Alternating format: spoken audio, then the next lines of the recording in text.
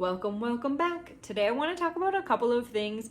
Number one, exiting Mexico and entering Belize. And that is going to cover you as a person, your truck, camper, RV, and pet, as well as the total cost and my personal total time to do all of that. Belize was probably the most confusing and intriguing country so far, 100%.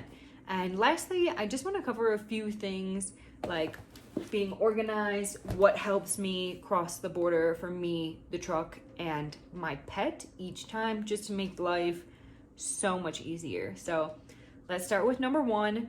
I came with all the receipts. I kept track of all of the costs and my personal total time. However, there was a good 45 minutes spent talking with people on the Belize side about my truck and camper. Also, one of the agents asked me for my Instagram to take me out to dinner, so there's that. Anyways, let's start. Exiting Mexico. Very simple. It took me less than 5 minutes. You go to the first booth in the middle, you present your passport and your FMM or your tourist card. They stamp your passport out and you are clear. Then you go and park in the parking lot right next to that, and you cancel the temporary import permit for your truck or RV. And it takes maybe 5 minutes or less, depending on how long the line is. And about 90% of the deposit you originally paid when you entered Mexico will be returned to your card within a few days. It's very fast. When you are canceling your tourist card and stamping your passport out, if you misplaced, you no longer have your FMM, you will be required to pay again. There's no cost to exit Mexico. Okay, then you get in your truck or your camper or your RV, whatever you're rolling with, drive down the road. There's no sign. It is marked in iOverlander. You do need to fumigate your vehicle, and it is $10 US. Then you go to the immigration, you have to do your passport, then you have to do your truck permit, and then the pet is also in the same building. So Belize is very expensive, and I think unnecessary things. So if you are traveling with a pet, you need to get a health certificate in Mexico, or if you move through Mexico very quick from the USA, you need to email the pet authority. The agriculture authority is Bahia. You need to email them and fill out a form. They will send you another email with confirmation. So you do your passport, you do the truck, and then you do the pet. My US passport was free. The truck was $30. Porter was $75 plus $50 for the vet. Then you drive to the next little building, they recheck everything, and then you exit, you turn right, and there's like a white building on the left. That's where you get your auto insurance. That for me was $46.66. When I went, their payment, like card machine, was not working. I didn't have any cash in US dollars left. Most of my cash was in pesos. They don't take pesos, so they had to email me a payment link, and it was really fine. It was not really a big deal. I don't know where the videos went on my phone, but they felt bad that I had to wait so long, so they actually gave me like a cell phone holder for my vent, and then we went on our way. And you do have to pay $40 to exit Belize. So all in all, it was like $250 something. Very expensive, in my opinion. I don't think any other country has been even close to that amount of money. It took me 1 hour and 57 minutes to get through. Again, a solid 45 minutes of that was spent talking about my truck, my camper, where I'm going, what I'm doing. But you're doing it alone? Yes, alone. And then, of course, the other agent asking for my Instagram to take me on a date. So that was fun. Let's get to the last part. If you're planning your own little adventure and you'll be crossing borders, this is how I stay super organized, stress-free for border crossings and also checkpoints on the road.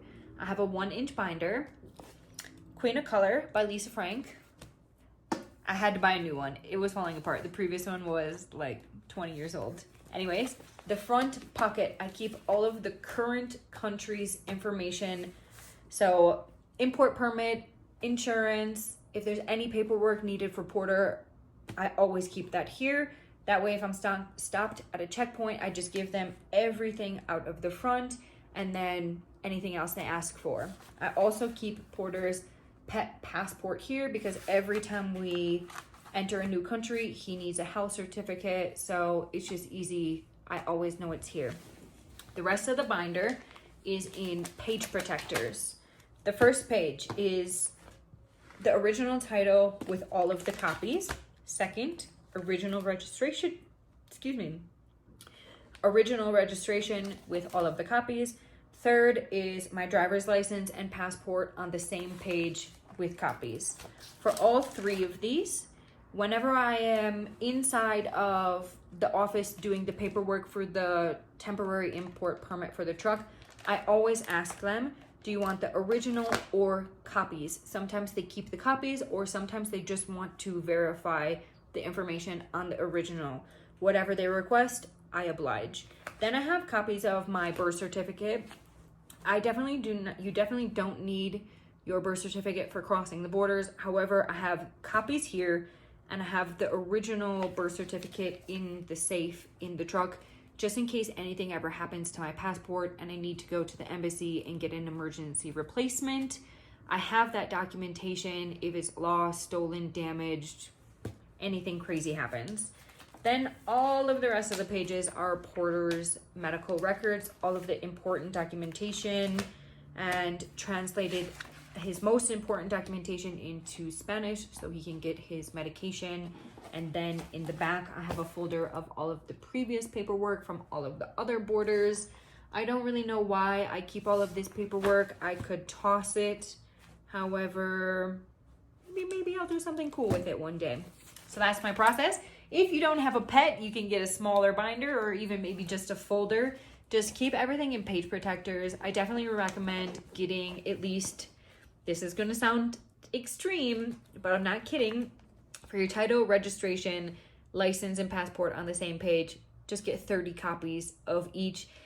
I find it's not that big of a deal, but sometimes when you just want to get through and get the crossing done. For example, I crossed into Honduras, Nicaragua, and Costa Rica within 3 days, and I ran out of copies, and I had to go and get. It's just get it all done, and then you don't have to think about it, worry about it, find a place, pay, make sure you have currency, etc., etc., etc.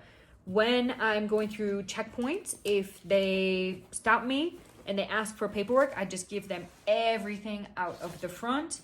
And if they need any additional paperwork, I ask them the same thing. Do you want the originals or the copies? Usually they never ask for additional information, just my passport to confirm. This is a popular thing on all of the Facebook groups, and you will have people who scream and very aggressive of the opposite of what I'm about to say. I have been traveling full-time for the last 5 years. If a government official, police officer, checkpoint, any government official asks for my identification, I give them my passport. Pretty much every single country outside the United States of America, a driver's license is not legal identification. A copy of your passport is not legal identification. Of course, if you hand them a copy of your passport, they're going to say, what? And you're going to say, oh, it's just for safety purposes. I don't want to lose my passport, whatever, yada, yada, yada. I find that very dated. Yes, there is definitely a history of police officers holding your passport for currency.